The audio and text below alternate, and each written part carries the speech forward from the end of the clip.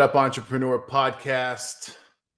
Got my man James Smith here with me today. And for those of you who've been around me or followed me for a couple of years, like this dude's kind of been next to me or on my hip for probably a good 3-4 years at this point. And first off, I'm grateful as all hell for that. Thank you.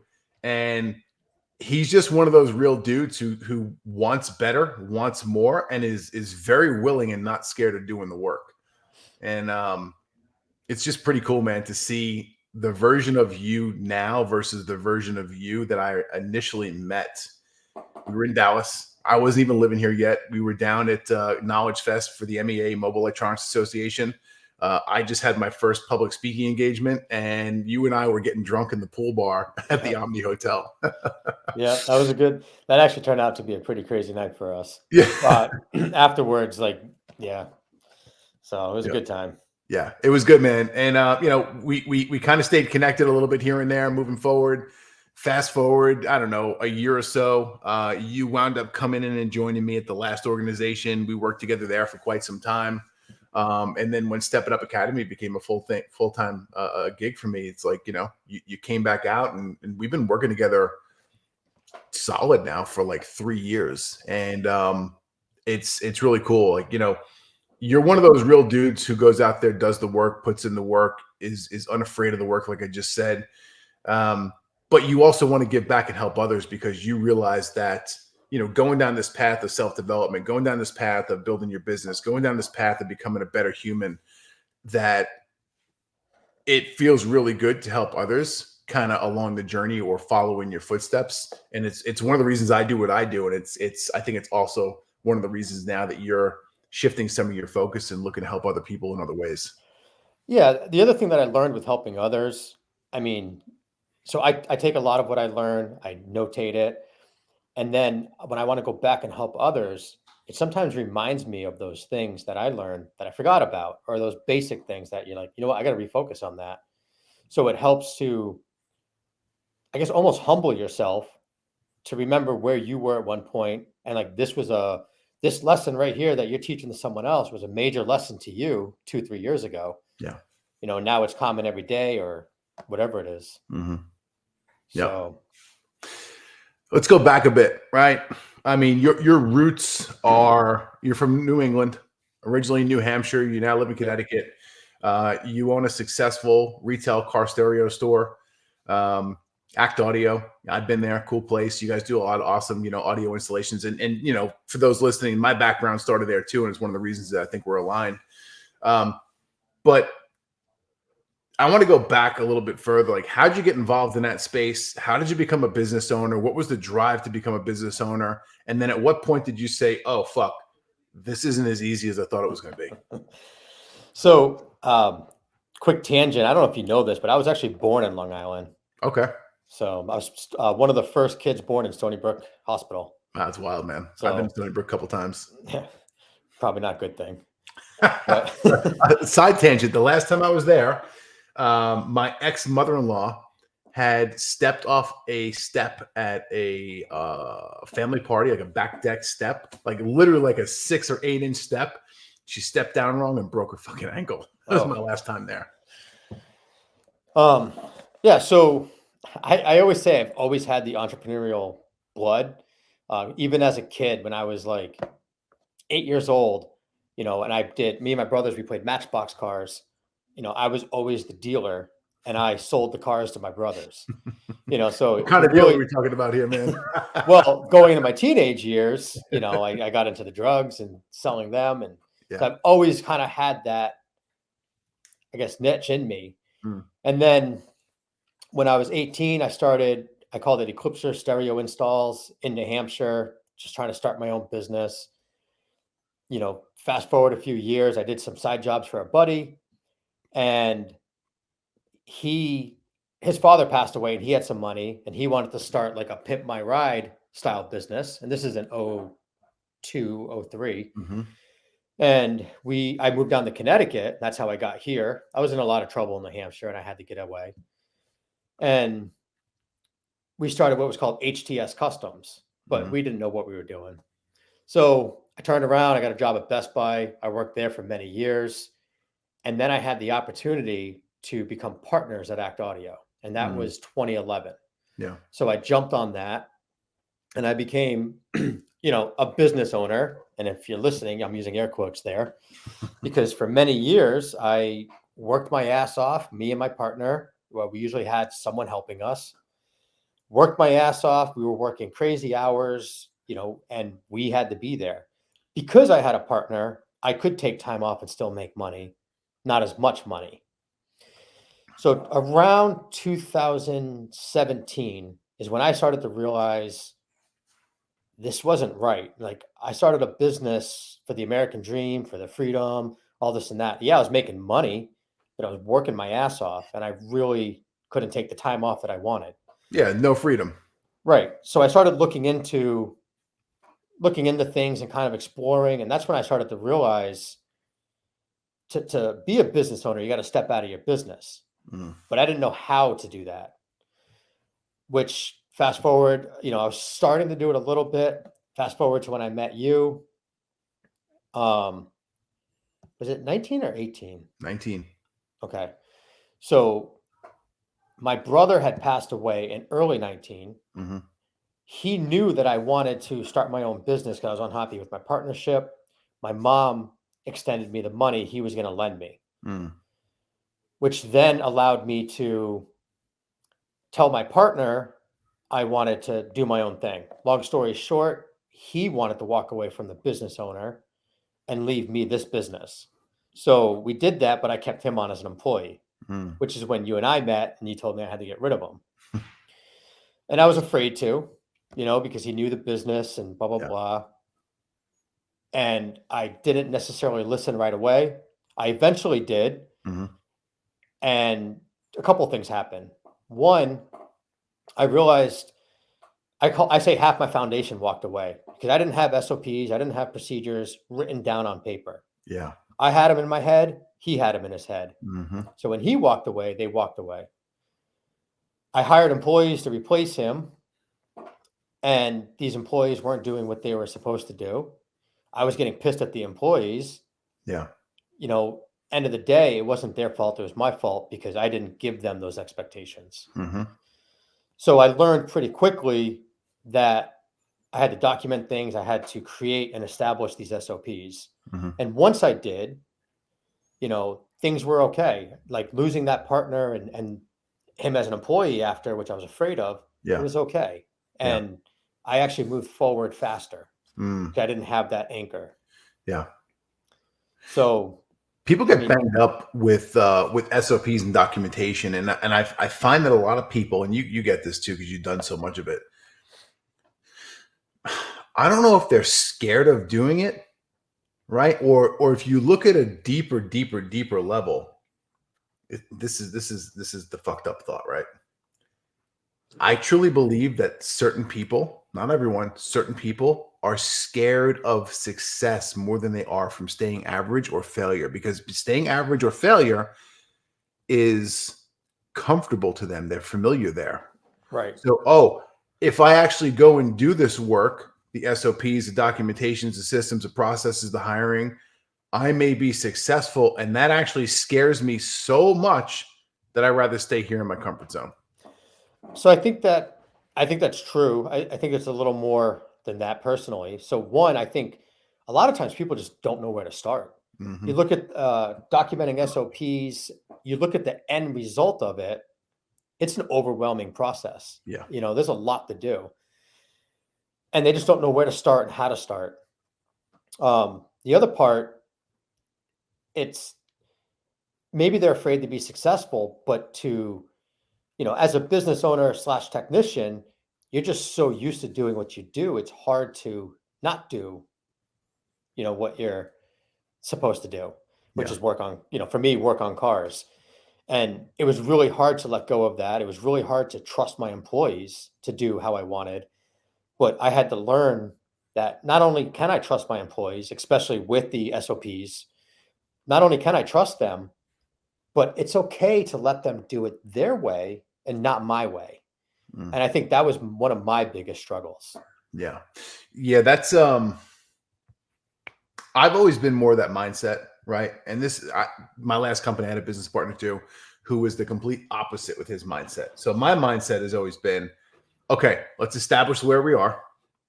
What are we trying to achieve? Okay, cool. That's the end result. So now we have a start point, we have an end point. Go explain that to the team member or the team or whatever you got going on. Hey guys, this is where we're at. This is what the project needs to look like when we're done. The version that I use, and it sounds like you use a similar version, right? Is, guys, I don't really care how you get it from point A to point B. That's for you to figure out, right? I will help assist you and guide you along the way. But to me, it's more important that we hit that end result. We hit that target, that goal, rather than me trying to micromanage you and tell you exactly how to do things and when to do things and what to do. Right. And especially in, my world, SOP on how to do things, like, because you did it, cars are so different. Mm-hmm. I mean, take a Honda Civic, for example. How many generations? I think it's 12 generations now. And then within each generation, there's different trims. Yeah. And they're all slightly different. So you can't write an SOP for every Honda Civic on exactly how to do it. Yep. And on top of that, you have all the different products that you could put into those Civics. Yeah. Yeah. So people who aren't in the automotive space don't understand that. Right. And what you're saying is very valid. So, okay, we as car stereo guys, even if you're an aftermarket accessory guy, right, we put in parts that are not factory. They don't always bolt directly to the vehicle, right? Some of them do, some of them don't. So not only do you have to contest with, okay, what is the year, make, model of the vehicle? And like you said, different trim levels, right? Different body styles.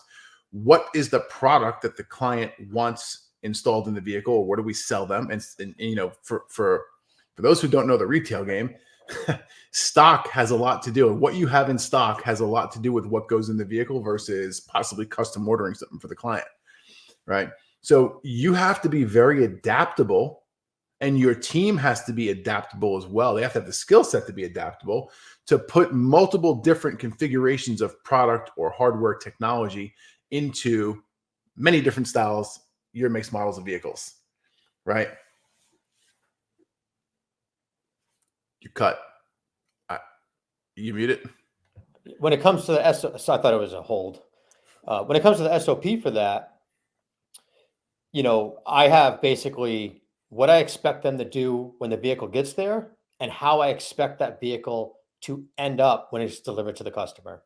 But that in between is up to the technician, as long as, your zip ties are flush cut, your grounds are, depending on the job, mounted or done a certain way.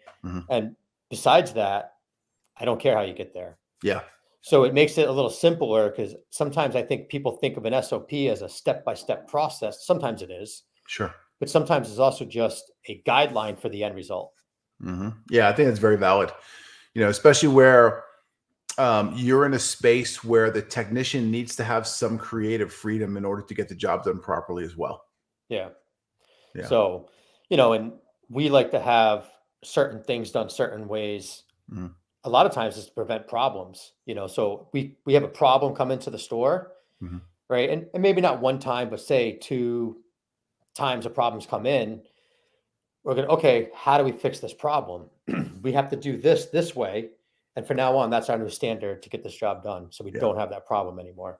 Yep. Makes sense. So I was at your shop, 7 months ago, went up there, was at our friend Chris Whitehead's event in Boston, and drove down an hour and a half, 2 hours, whatever it was to you, work with you for 2 days at the store, which is a really cool experience. And a couple of things that I took away that I think that you're doing really well. We talk about SOPs, cool. But one of the things that I saw you do and execute on, and it was to you, it may just be this simple thing. And to the people who are listening, yeah, it is simple, but it's also extremely effective. We spent some time behind your sales counter in the front of the store. We also went to the back into your install bays, right, where your technicians work. And I saw the same thing there. You have printed and laminated check sheets for, hey guys, these are certain things that need to happen every day. These are certain things that need to happen when a customer comes in and we're having a conversation with them. These are certain things that need to get looked over and checked off before each and every vehicle leaves this location. Right. Could you dive into those checklists a little bit and how you came about creating them and what it's done for you in the business? Yeah. So looking at systematizing a business is really what you want to do. Mm. So going back to the Civic and all the trims, you go that across all the different makes and models of cars out there. It's really hard to, design. So you come into my store and you want a system. I got to figure out what kind of car, what kind of system is already in there from the factory. What do I got to do to reverse it, fit these speakers, blah, blah, blah. So we've created one is packages so Mhm. that when you come in the past, I would do it and I would spend so much time figuring out all the nitty gritty, the parts, putting them on the work order. Well, now it's kind of a one size fits all.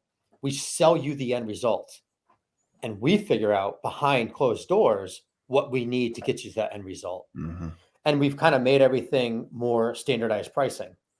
So now my salesperson can focus on the sale Mhm. and perhaps upselling or the customer's needs or whatever he needs to focus on rather than what needs to be done to get the job done with the customer. Yeah. Another checklist I created was, so say you come in for a radio. Well, what a lot of people don't realize is when we change out a radio, we got to worry about steering wheel controls, backup camera, telematics, OnStar, Yeah. Sirius fact, XM. factory amplifier, Sirius XM, Yeah. maybe external CD changers. Those are kind of going away. You're dating yourself there, sir. Backup sensors, all Yeah. these things that the cars have now that Mhm. go through the existing radio. So I created a checklist for my sales guy to walk through that checklist and touch base on everything. So one, it adds value to the customer. So they see it's not just a radio swap. We're integrating all this stuff as well. Yeah. But it's also allowing my sales guy to not miss anything or forget about anything. Mm. And it's increasing upsell opportunities. Hey, do you have a backup camera? No, we don't. Oh, would you like to add one? Mhm. And it's easy to just walk through that checklist and remind us of what we need or don't need. I do it for remote starters too. I got the checklist. We do some personalized options, but then we do add-on options. Mhm. And let's see, I do that for everything in my store when it comes to, selling the different products. But basically, we got those checklists, we got the packages, and beyond that, I have like checkouts for my guys in the back. Sure. This is a little different topic where they have things to do to take the pictures of the car, upload them, so that we have marketing material for the future. Yeah. Are you also using that for proof of, hey, the job was done properly and there's no damage to the vehicle pre and post install? Um, it's a separate, so we use a invoicing program that has the check-ins and check-outs Yeah. for the pre and post damage. Mhm. The other pictures, they go to a Google Drive, and my marketer has access to them, and my sales Mm. guy has access. So say you come in, you're like, hey, I'm thinking about doing this to my truck. Yeah. Hey, we just did one. Check out these pictures. Yeah. Smart. And now we have marketing Mhm. and sales Yeah. tactics. So in that, let's get nitty gritty here for a minute. Inside that Google Drive folder, because we all know how Google Drive and Dropbox can become a complete fucking utter disaster very quickly if you're not organized. Yep. Are you breaking it down by, hey, year of vehicle or make of vehicle or model of vehicle and putting it into a folder?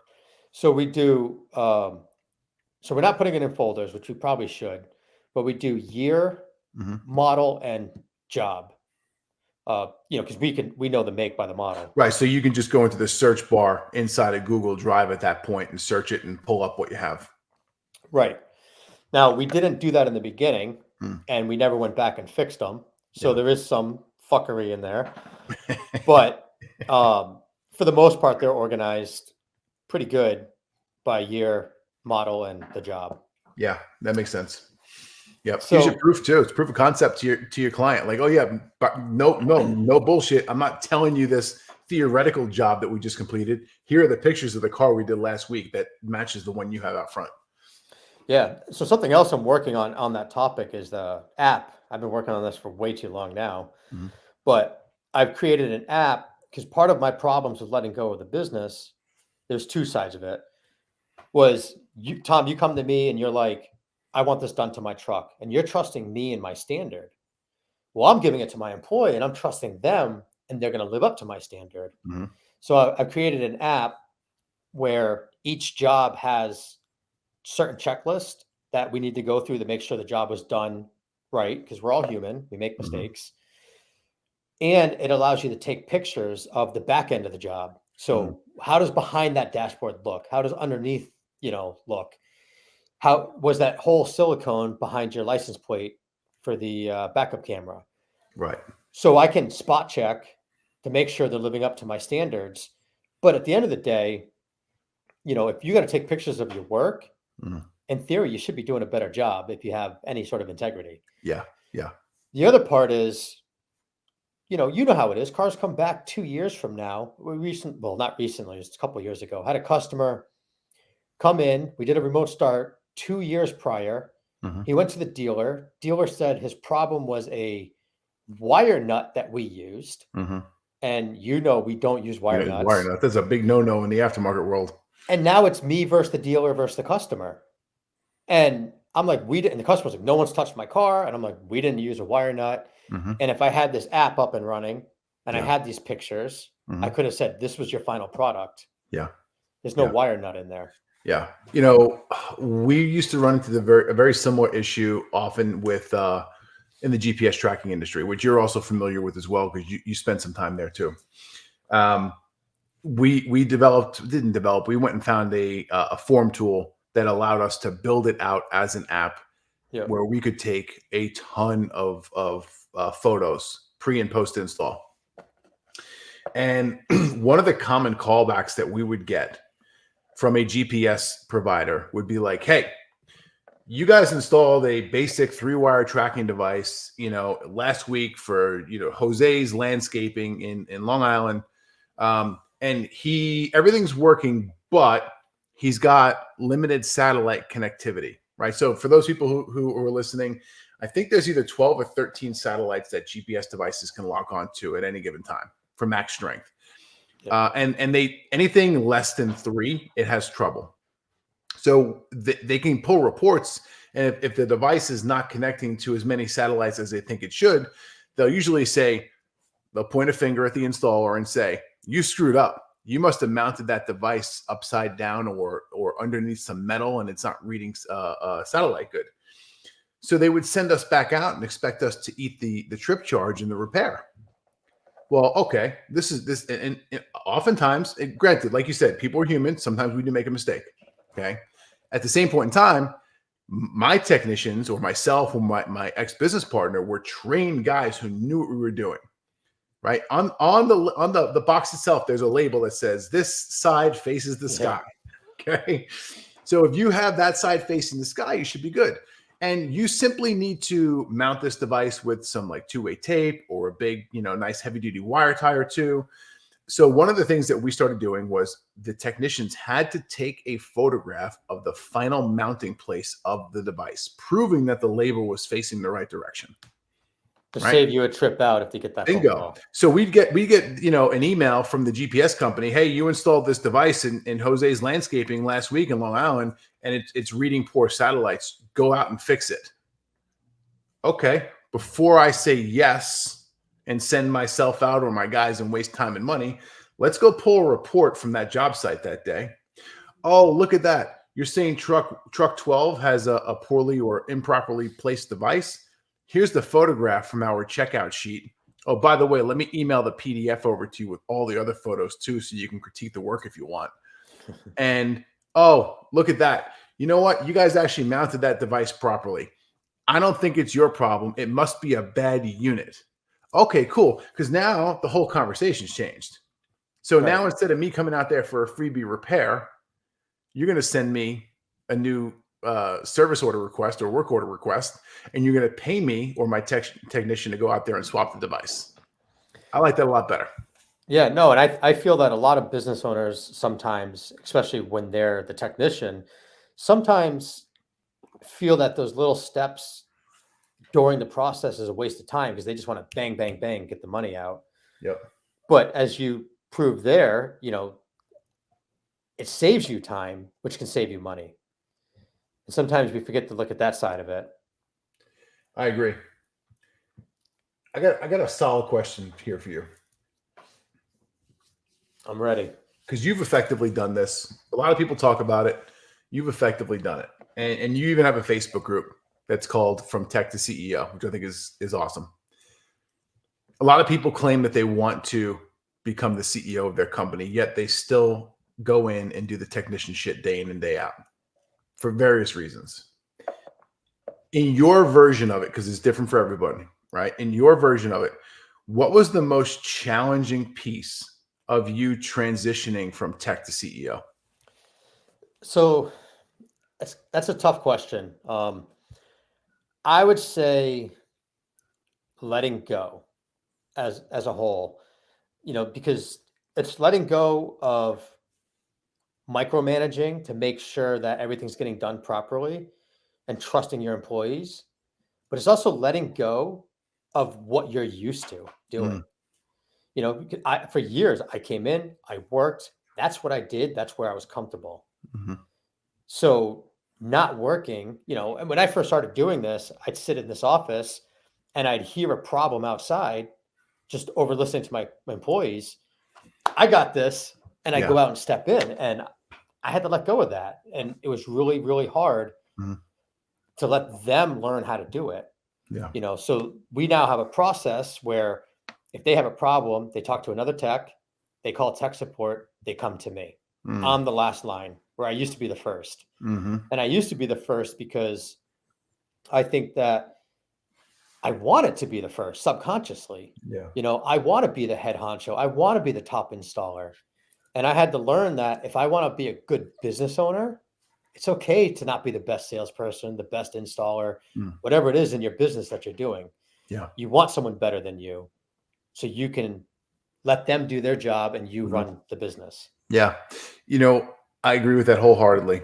And what people don't realize is that it's oftentimes a dopamine hit to you, the business owner, because you're the savior. It feels good, right? And pumps up the ego too.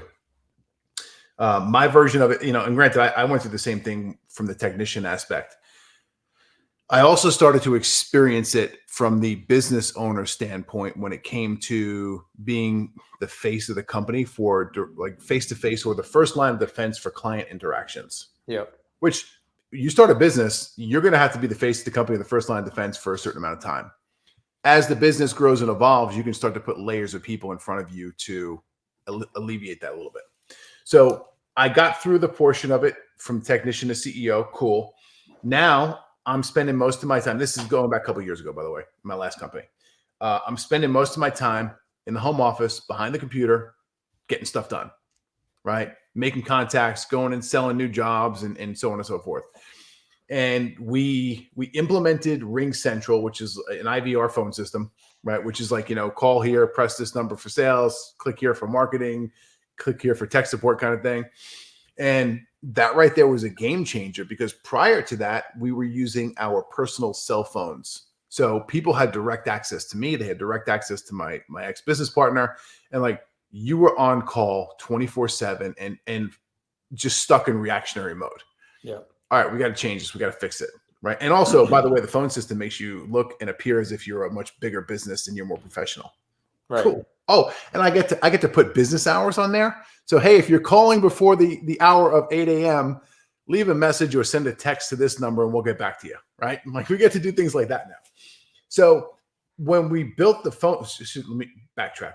When I set up the phone system, because that was one of my tasks and duties in the company, was setting up and establishing new systems and software to make us more efficient.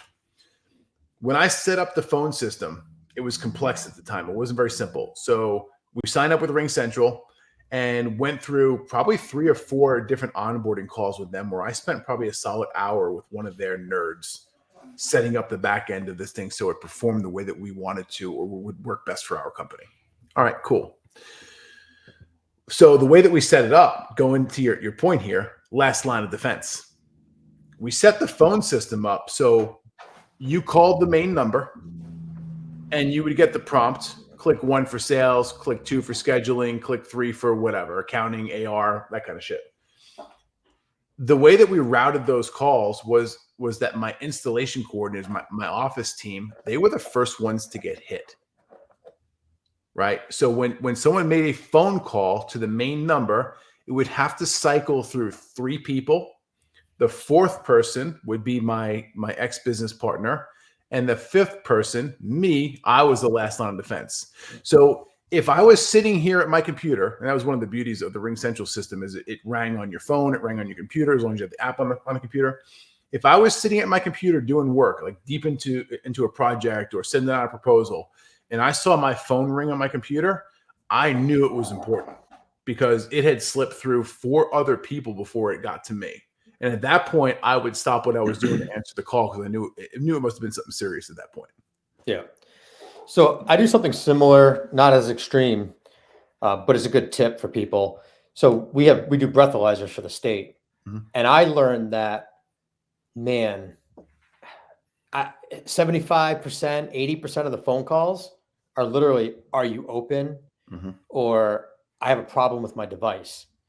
So I set up a VPN, that's what it's called, right? And you press 1 for the breathalyzers, Mhm. and it goes right to an automated message. If you're receiving this message, we are here and accepting walk-ins between this time and this time. Mhm. If you're having a problem with your device, please hang up and call your company directly. If you still need assistance, press 1 and we'll get to you. And it cut down on those phone calls, because those phone calls, I mean, it's only 2 seconds, but it adds up. Yeah. It distracts you. It pulls you away from what you're doing, But when it comes to me in the store, my guys will always say, I could be standing right next to one of my employees, and they'll Mhm. answer the phone and they go, "Hi, is James available?" Like, unfortunately, he's with a customer or he's in a meeting or whatever. It's something I can help you with. Yeah. Because 9 out of 10 times they want to make an appointment. They Mhm. need help that anyone can help them with, or they're trying to Yeah. sell me something. Yeah.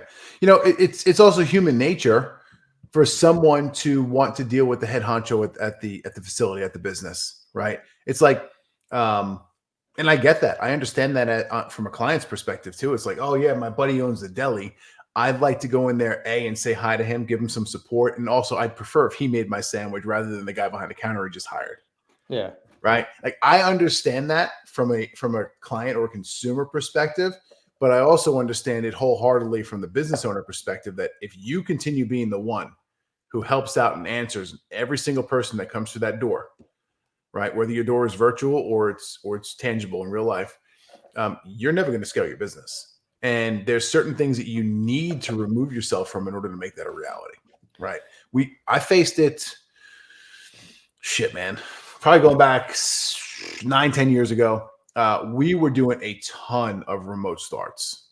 Come this time of year, from now until, let's call it January, February, living in Long Island, New York, just like you in Connecticut, we get cold weather, starter season kicks off, and bro, we'd go out and do 5, 6 starters a day between each. Like, me and then my partner would go do his as well, and like charge anywhere from $350 to $550 a pop. Like, you're starting to bank some money, especially when parts cost you, I don't know, $150, right? So you start banking this money, and it becomes real comfortable going out there and making this good cash coming in, because most people are going to pay cash. And all of a sudden, there's bigger stuff on the horizon, right? And on the horizon, I'm saying, like, all right, now we've got these GPS companies who are hitting us up and saying, hey, I've got a 400 unit project that's worth $40,000, $50,000, $60,000. Well, shit. If I keep focusing over here on the $500 jobs, I'll never have enough time, effort, energy, resources to take care of the $40,000, $50,000, $60,000 jobs. So, okay, this is not even a decision to make. We know what we got to do here. But at the same point in time, part of you does not want to let go of the comfort zone, the $500, $600 installs coming in. So we decided, okay, we've got a couple of skilled technicians on the team. They're capable of doing starters. Let's offload the work to them. And we actually saw a steep decline in the amount of remote start work that we were doing, not because the quality was bad, because the people who were comfortable wanted to deal with us and only us. Yeah. But it was a necessary cut in the evolution of our business in order to, because if we didn't do it, we wouldn't have been able to land some of the things that we did further down the line, right? So cool, we got a 400 unit job over here. Well, if we keep doing these 400 unit jobs, you know what that leads to? That leads to 5,000 school buses for the New York City Department of Education. Yeah.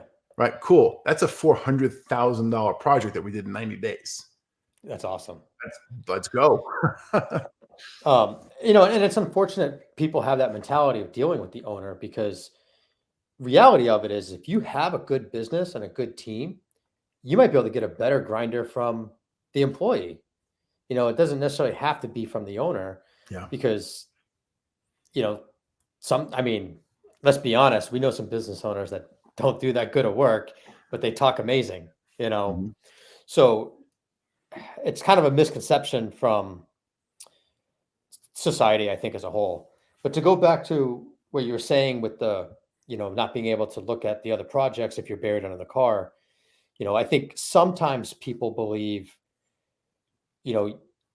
I've heard this before, that I preach about having the freedom in your business so you don't have to work anymore. And that's not the case. The freedom of your business is so you can look at your business from a larger perspective, overview, see the opportunities, see the gaps, fix them, and still, if you want, you can hire someone else to do that stuff, and you can still get back into the technician side of that business. Yeah. So for me, I'm really missing it, to be honest. Mm-hmm. And I'm actually setting myself up to go back into the Bay, like a day, 1 day a week over the winter for remote start season, because it's been like 2 years since I've really been in that Bay. Yeah. So I want to do that. Mm-hmm. So I have the freedom to do that now and do what I want. Yep. See, that's a big difference, the want or having to do, right? And I get that, and I respect it as well. I have someone who I know is a very high level CFO, owns a CFO firm, fractional CFO firm, and having a conversation with her a couple of weeks ago, and she's like, I came to the realization that I'm a fantastic financial expert CFO, and I love working face to face with clients, and that's where I excel. And now I've got a team, and I'm not a great leader. I'm not a great CEO of this company. So she went out and found someone to sit in that CEO role for her. Cool. Like if you're the skilled technician, I don't care if you're the CFO or you're the installer. And I know a gentleman down here in Texas owns a really big nationwide installation company for tracking devices and whatnot. Dude still does the same thing. He is still in the field to this day, and the dude has more employees and more vehicles on the road than he can count. Right? That's where he loves to be. That's where he excels. But he's also smart enough to say, okay, well, I know that this seat over here, this very important seat of the CEO, the COO, whatever the fuck you want to call it, is vacant. And someone's going to need to sit in that seat in order to drive this company forward. So there's two schools of thought here, right? School number one is, hey, maybe you start as a technician. Maybe you just have the idea to start the business, and you hire others to do that work, and you elevate yourself into that C-suite position. Cool. That's what I've done, right? You've done it as well. Yep. The other alternative is, okay, I'm going to stay here in my zone of genius, but I'm smart enough to realize that someone has to come sit in that seat. So I'm willing to go outside and hire someone for a high salary to come in and sit here. Maybe they even have a vested interest in the company itself, right? There's two schools of thought, and there's neither of them is wrong. And I think it's important that people understand that you have to figure out which one of those versions works best for you, and then go do it. Right. I mean, it's also, if you're hiring someone to be that CEO of your business, you got to be a little humbling to allow them to tell you what to do as an employee. Yeah. Obviously you're still the owner, but they're seeing what's best. Mm-hmm. But at the end of the day too, if you're constantly buried in the work, you're never going to be able to see your weaknesses and your strengths to allocate where you need to be and where you need to fill. Mm-hmm. So you got to be able to step back. And to go on that, we both have learned the hard way. It's not a matter of if it's going to happen to you. It's a matter of when. There's going to be some sort of life event that pulls you from work and you can't work. And I know you had it happen to you, and correct me if I'm wrong, but you lost your first business because of it. Yeah, I did. You know, so you need to be into a position where if or when that happens to you, Mhm. you're able to step out, let the business continue running so you can take care of yourself or whatever you need to take care of. Yeah. Yeah. It's funny. Before we hopped on the call here, you and I were having a conversation. Um, you've done the work. You've been blindsided multiple times in your life at this point as a business owner. But at the same point in time, since you've done the work, you've put the systems and processes in place, you've gone and you hired, you've trained your people, your expectations are set, your core values are set, your standards are set in your store. It's also enabled you to get through the bullshit life has thrown at you, life has thrown its share of bullshit at you, sir. You and I both know that. Yeah. Okay. But this past couple of weeks, you also just spent 3 weeks out of the store on the cruise of a lifetime, if you ask me, going all over the Northeast. And I'm not even talking the Northeast of the United States. Yeah. Right. You did some cool shit. Right. Yeah. But It was awesome. you had to go and build this stuff. You had to go through the struggles. You had to have come to the realization of, oh, now I understand the importance of building this thing so it can work without me. So you can go and live that oh so elusive freedom that is the American dream. And I think what a lot of, as business owners, people struggle with is I didn't have to, but I got outside help in many ways. You're one of them, to help me get there. Yeah. Right. Because as a business owner, a lot of times we're stubborn. We want to do it ourselves. We think we know all. But reality is having that person to help guide you and keep you on path is crucial, in my opinion. Yeah. Because that person that you have there, a mentor, whatever you want to call it, they're looking at everything you're doing from an outside point of view to help you realize what you're doing or not doing to get to your goals. Yeah. Because sometimes you're blinded when you're in the situation. Yeah. Actually, Sure. you're usually blinded. All right. So let's touch on that real world example. Okay. I come out to your store, I don't know, April, May, whenever it was. April. Spent a couple days there. And one of the takeaways that we spoke about after my visit, right? Because just full transparency, you paid me a bunch of money to come out there and spend a couple days with you and review things in person.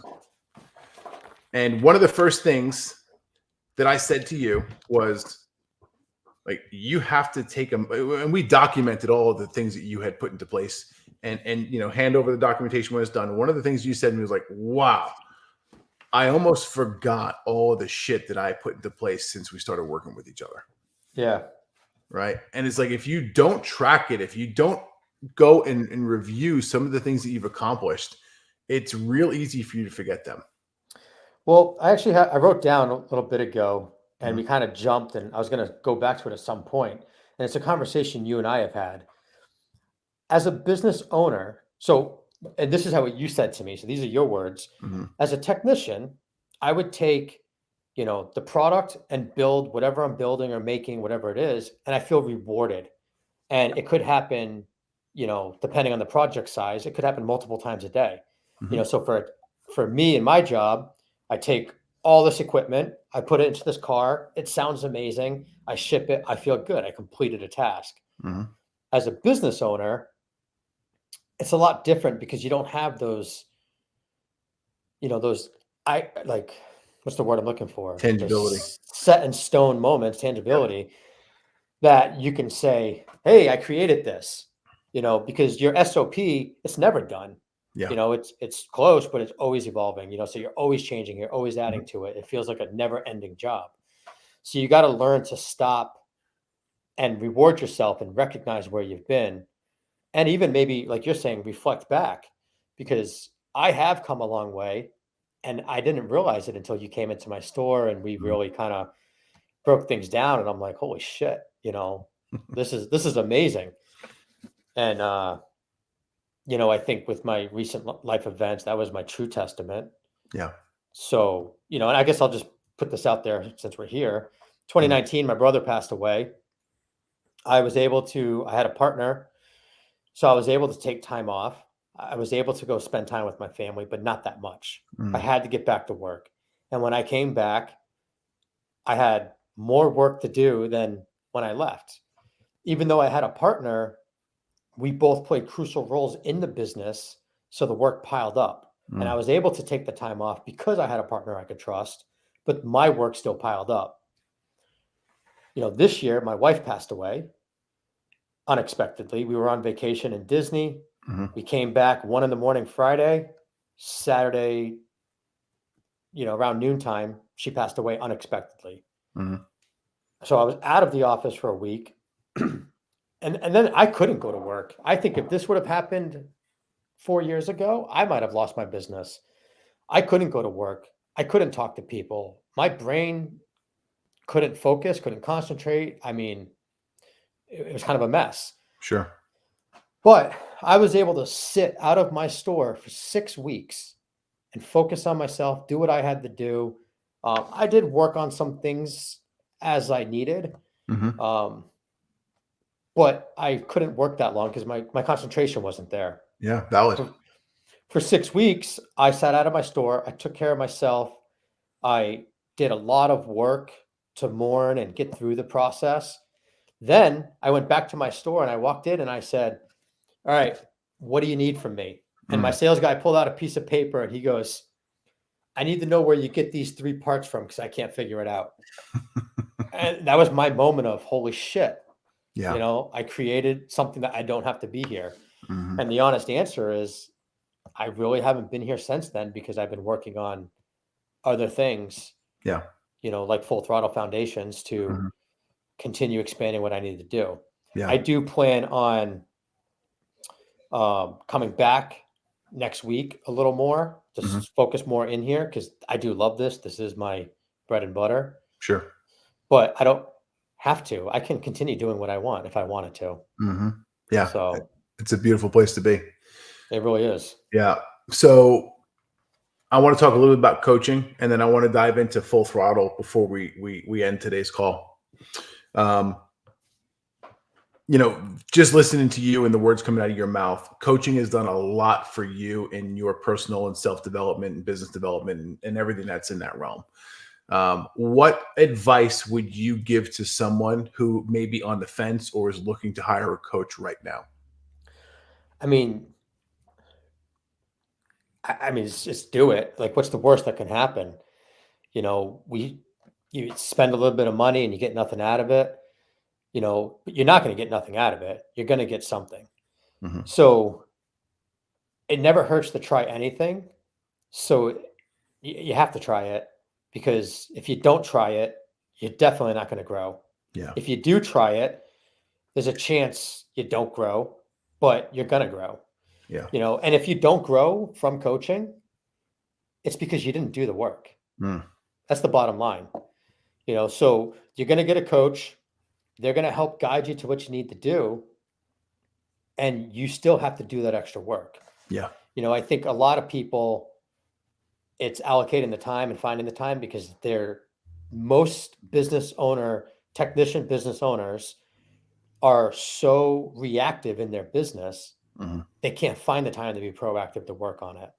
But if you're paying someone to hold you accountable, you got that meeting with them in 2 weeks or 2 days, whatever it is. It's like back when you were in college and you got the test tomorrow and you're staying up all night to get the studying Mhm. done. Yeah. You got to get it done because you're meeting with them and they're going to say, hey, how is this going? Mhm. So I'm going to go off a little tangent, but I look at there's 3 types of people. Well, technically 4, but there's the people that are business owners. Sorry, let me rephrase that. There's 4 types of business owners. There's the business owners that have no clue that they're just employees. They're just blind to the whole thing. Mhm. Then there's the business owners that they know that they need to do X, Y, and Z. They just don't know how to do it. Mhm. Then you have the ones that they know how to do it. They know that they need to do it.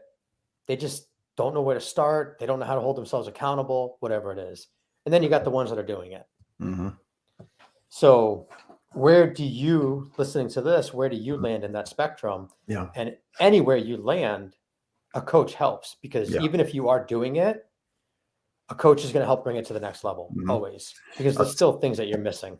yeah, I agree. And I will openly admit this. I have been each of those four individuals throughout my Me too. career. Yeah. It's an evolution. It's a stepping stone process. So I think that's awesome. At All the end right, of the day, go ahead. the purpose of owning a business, and most of us start a business because we want that American dream and Mhm. that freedom to do what we want. Yeah. And if you're just working in your business, Mhm. you don't have that freedom.